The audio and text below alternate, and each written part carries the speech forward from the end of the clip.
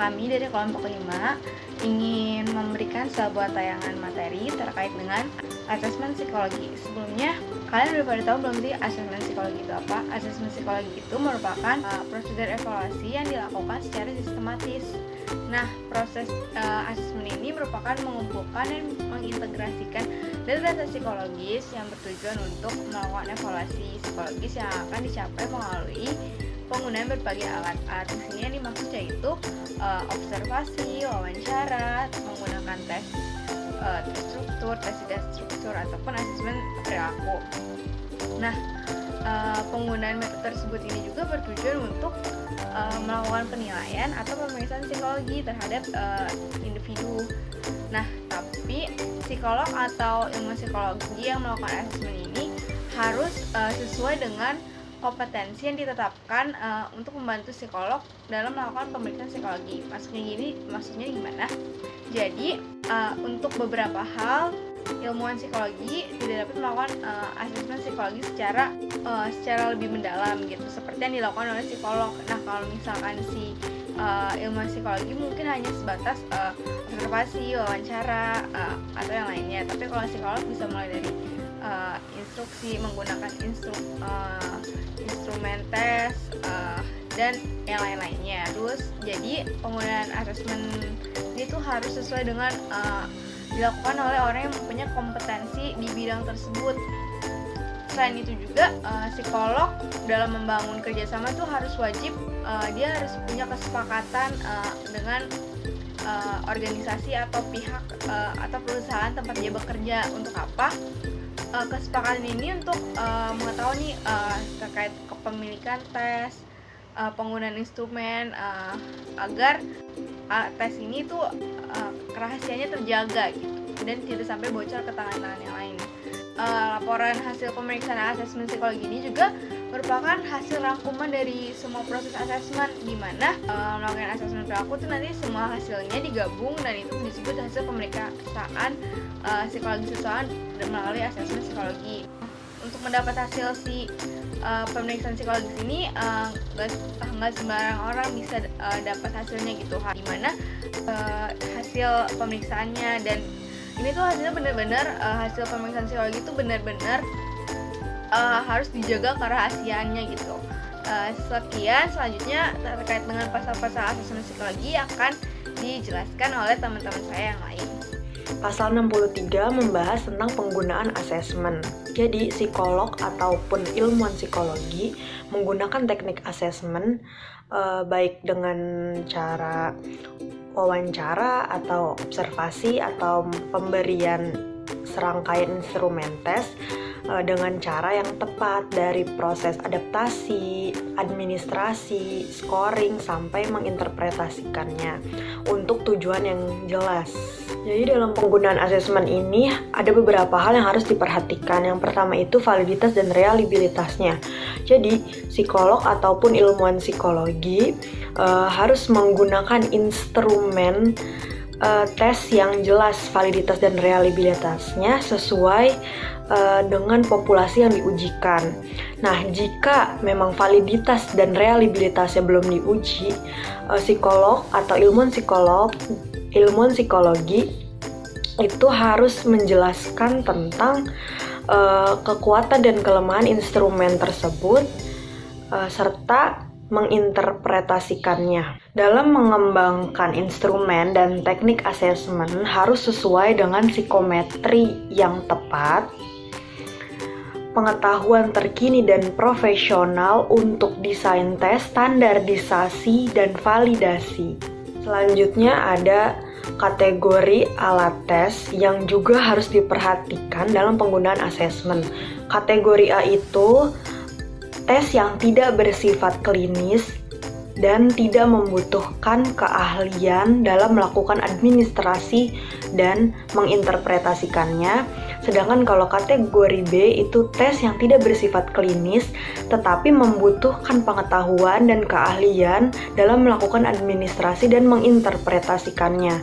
Tik kategori C adalah di mana kita membutuhkan ilmu pengetahuan gitu ya, pengetahuan terkait dengan konstruksi tes dan berikutnya pengetahuan untuk penggunaannya sendiri. Nah, di sini ilmu-ilmu yang dibutuhkan seperti statistika, perbedaan individu dan juga bimbingan konseling. Nah, kategori berikutnya yaitu kategori D, di mana ini tetap ya membutuhkan ilmu pengetahuan yang seperti tadi kategori C. Nah, namun pada kategori berikutnya ini juga membutuhkan yang namanya pemahaman terkait dengan testing dan juga ada standar pendidikannya ya, yaitu adalah pendidikan psikologi standar psikolog. Nah, teman-teman, pada pasal 63 ini membahas terkait dengan penggunaan asesmen. Jadi, ketika kita mau mendiagnosis seseorang atau menggunakan hasil asesmen, ini juga perlu memperhatikan beberapa hal. Salah satunya adalah apakah asesmen tersebut masih dapat kita gunakan atau sudah kadaluarsa gitu. Nah, sebuah asesmen sudah tidak bisa digunakan atau kadaluarsa itu setelah melewati 2 tahun. Dan jika ingin melakukan perluasan lagi, maka harus melakukan asesmen ulang, seperti itu. Nah, pada penggunaan asesmen ini juga terdapat ada komponen penting gitu. Nah, komponennya adalah dilakukan oleh orang-orang yang memang profesional atau berkompeten di bidang asesmen ini. Lalu ada pasal 60. Pasal ini membahas mengenai kompetensi dalam asesmen. Dan pasal ini menyatakan bahwa seluruh psikolog dan ilmuwan psikologi ini wajib mendapatkan persetujuan dari individu yang sedang mereka evaluasi, sedang mereka asesmen, atau sedang mereka berikan intervensi. Nah, seluruh persetujuan ini itu tertera pada standar yang berkepentingan. Tetapi, jika asesmen ini dilaksanakan sesuai dengan peraturan pemerintah atau dalam kegiatan pendidikan atau sebagai hal untuk membuat keputusan, nah informasi ini semuanya kewajibannya berdasarkan dengan kegiatan yang sedang dilaksanakan tersebut. Selanjutnya adalah pasal 65 yang membahas mengenai interpretasi hasil asesmen. Nah, pasal ini menyatakan bahwa seluruh psikolog ini harus melihat dari berbagai macam sisi saat melakukan interpretasi, karena ada beberapa faktor yang dapat mempengaruhi hasil tersebut, misalnya seperti faktor lingkungan saat data tersebut diambil, atau misalkan faktor instrumen, atau misalkan juga perbedaan bahasa atau faktor budaya yang dapat mempengaruhi hasil dari interpretasi tersebut. Pasal 66 membahas terkait asesmen psikologi yang menyatakan bahwa data dari sebuah asesmen psikologi merupakan alat atau instrumen psikologi yang berupa data kasar, respon terhadap pernyataan stimulus, kemudian catatan atau serta rekam psikologis. Kemudian hasil dari asesmen ini berupa rangkuman seluruh rangkaian asesmen seperti dalam data observasi dan scoring hasil dari dari asesmen tersebut. Lalu, wewenang seorang psikolog yang menjadi pelaksananya adalah psikolog mempunyai wewenang untuk menyampaikan hasilnya kepada testi atau klien. Lalu yang terakhir, psikolog harus memperhatikan kemampuan pengguna layanan dalam menjelaskan hasil asesmen psikologinya. Berikut hal-hal yang harus diperhatikan oleh psikolog ketika melaksanakan asesmen psikologi. Yang pertama, kita harus memperhatikan kemampuan bahasa, kemudian istilah-istilah baik secara psikologi maupun yang tidak yang dipahami oleh testi atau klien. Lalu ada pasal 67 mengenai menjaga alat, data, dan hasil asesmen. Pasal ini mengatakan bahwa seluruh psikolog dan ilmuwan psikologi ini wajib menjaga alat atau instrumen psikologi sesuai dengan kewenangan dan sistem pendidikan yang berlaku. Selain itu, mereka juga harus menjaga kerahasiaan data yang mereka punya. Nah, selain itu, psikolog dan ilmuwan psikologi ini juga memiliki hak kepemilikan dan juga mereka bertanggung jawab atas seluruh alat psikologi yang ada di instansi atau di organisasi tempat mereka bekerja. Baik, kita mulai dengan contoh kasus. Nah, kelompok kami mengambil salah satu contoh kasus yang dilansir dari Asmiani Fauziah atau asmianifauziah.blogspot.com, di mana pada kasus ini seorang ibu membawa anaknya yang masih duduk di bangku sekolah dasar ke psikolog di Biro Psikologi. Nah, sang ibu meminta kepada psikolog agar anaknya diperiksa apakah anaknya termasuk anak yang autisme atau tidak. Nah, sang ibu ini khawatir bahwa anaknya menderita kelainan autisme karena sang ibu melihat tingkah laku anaknya yang berbeda dengan tingkah laku anak-anak seumurannya. Kemudian psikolog ini melakukan tes terhadap anaknya dan hasilnya sudah diberikan kepada sang ibu. Tetapi sang ibu tersebut tidak memahami istilah-istilah dalam ilmu psikologi. Nah, sang ibu tersebut meminta hasil ulang tes dengan bahasa yang lebih mudah dipahami. Setelah dilakukan hasil tes ulang, ternyata anak tersebut didiagnosa oleh psikolog yang ada di Biro Psikologi ini mengalami autisme. Nah, kemudian anak tersebut diterapi. Setelah beberapa bulan diterapi, tidak ada perkembangan dari hasil proses terapi tersebut. Akhirnya sang ibu membawa anaknya kembali ke biro psikolog yang berada di kota X, di mana biro ini berbeda dengan biro Y. Kemudian ternyata hasilnya anak tersebut tidak mengalami autisme, tetapi slow learn atau belajar yang terlambat gitu, proses belajar yang terlambat. Padahal sebelumnya anak tersebut sudah mengkonsumsi obat-obatan dan makanan bagi anak yang penyandang autis. Nah, setelah diselidiki, ternyata biro psikologi tersebut tidak memiliki izin praktek dan yang menanganinya bukan seorang psikolog, melainkan hanya seorang sarjana psikologi 101 atau hanya S1 saja. Nah, kemudian ibu tersebut ingin melaporkan kepada pihak yang berwajib, tetapi ibu tersebut dengan psikolog yang di kota X ini tidak melakukan draft kontrak dalam proses terapi gitu. Nah, kemudian apa saja sih pelanggaran yang ada pada contoh kasus ini? Baik, sebenarnya jenis pelanggarannya banyak, tetapi karena kelompok kami mendapatkan di bagian asesmen psikologi, jadi jenis pelanggaran yang termasuk dalam asesmen yaitu pasal 65 interpretasi hasil asesmen, di mana psikolog dalam menginterpretasi hasil asesmen psikologi harus mempertimbangkan berbagai faktor dari instrumen yang digunakan.